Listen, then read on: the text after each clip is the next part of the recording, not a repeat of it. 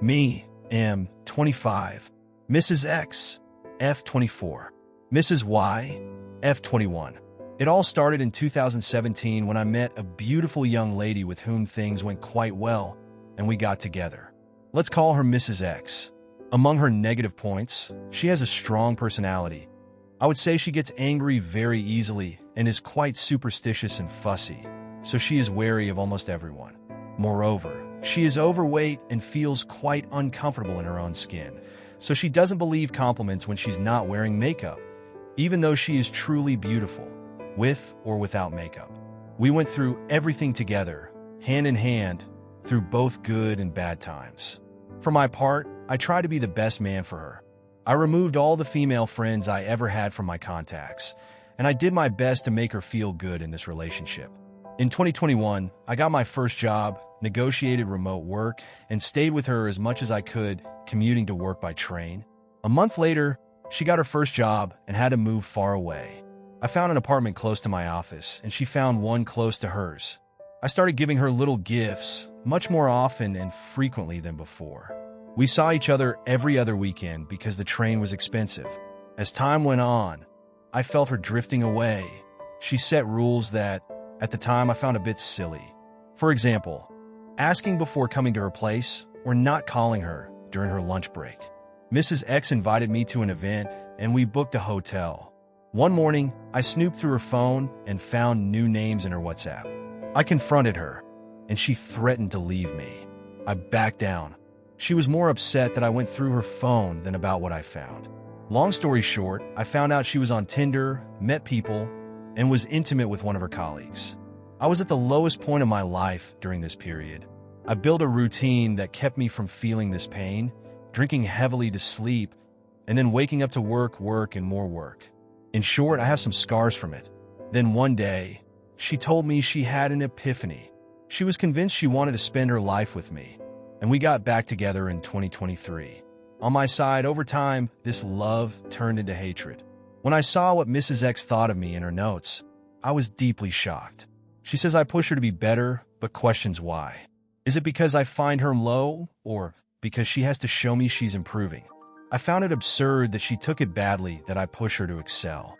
Or she thinks I want to make her believe she's ugly because I tell her she's beautiful without makeup. The worst is that she says I don't share her joyful moments, as if I always try to ruin them. I can understand that I might be clumsy with words, but I never wanted to ruin a good moment for her. I decided I needed to get revenge. I installed Tinder and met a very nice lady with whom I had a certain connection and who, in my eyes, was the perfect partner, but she said she wasn't looking to be in a relationship. Let's call her Mrs. Y. In my eyes, apart from her appearance, she had the qualities I was looking for. We were intimate, but with my guilt, it was more than awful. We saw each other 3 times over 3 months and stayed in touch, sharing our emotional struggles since then. I ended up deleting Tinder and removing all the people I met there except Mrs. Y. I confessed everything to Mrs. X. She made a scene, and I told her I would put some distance between Mrs. Y and me. I told Mrs. Y that I was back together with Mrs. X and that we needed to keep some distance. That day, she cried her eyes out. It made me very sad, and I decided to keep her in my contacts because I appreciate her honesty with me, which is quite rare these days. With Mrs. X, the relationship is quite damaged.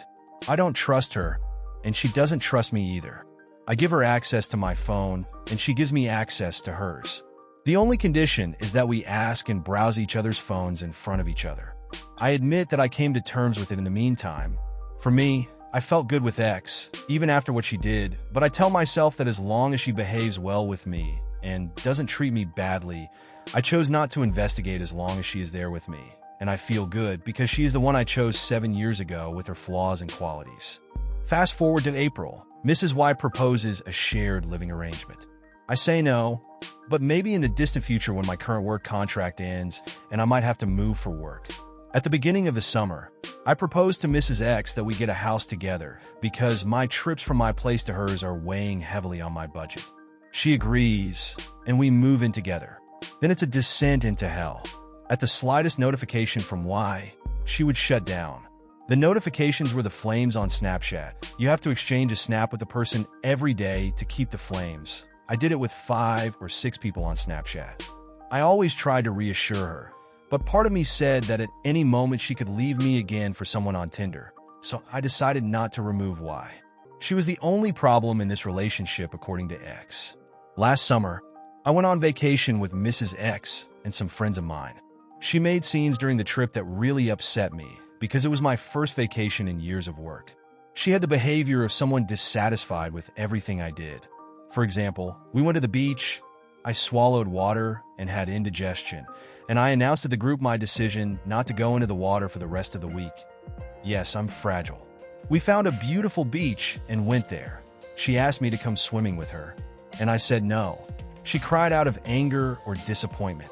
I couldn't tell, even though I was very clear about my relationship with the sea. In short, she sulked for a while, and after a good meal, it passed. All in all, when we returned from vacation, I started to distance myself from her little by little and bury myself in my work. I have a childhood dream of buying a particular car, and one day I talked about it with great enthusiasm, and she gave me a hard time, saying that instead of thinking about this car, I should think about proposing to her. That night, my heart was broken because, for me, she was asking me to put aside my childhood dream for her. For her, marriage means that all the household expenses are transferred to me, and if she wants, she could be a housewife. I got upset because I told myself that I had sacrificed a lot for her. While she had everything she wanted, a big car, a house, a permanent job, which is absolutely not the case for me. I buried myself in work again. The house had become a sort of shared living arrangement. I talked to Y about the situation, and she said, "I told you so," and she brought up the shared living arrangement again. I said, "Why not? After all, I have nothing left to lose." Then we started talking more often, and I became attached to her. One day, X asked me if she should talk about marriage to her parents. I say no. I bring up all the negative points of the relationship, and I tell her we're breaking up. She takes it rather well and says she wants us to stay in touch. I totally agree. 2 days later, I was on a call with a childhood friend when I pushed the reflection and realized the mistake I was making. I told myself that I was throwing away 7 years of life together for a relationship that might not even work. I decided to tell Y that it's over, but I had already bought the tickets and made reservations for the festival. I decide to go, and when X finds out, she tells me to give notice for the house. I ask her if there's anything I can do for us to get back together, and she says no.